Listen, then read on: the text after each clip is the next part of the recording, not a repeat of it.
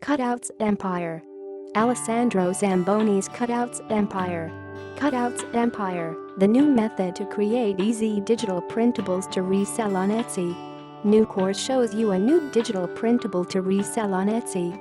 Discover how to sell PDF docs filled by free images to be paid dollars by customers waiting for your files. Cutouts Empire.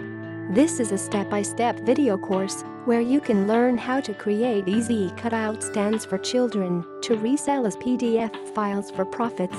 Each one of those files takes no more than 5 minutes to create, so you can create a lot of them in a day.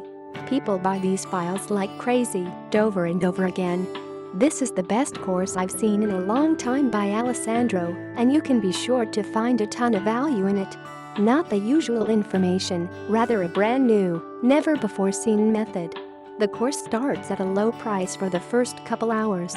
Get it now without thinking twice. This launch has been created for those who love creativity and selling PDF files, printables, online on Etsy. This job is one of the easiest and most rewarding I have ever found, so I decided to create a course with my friend Andreas about this.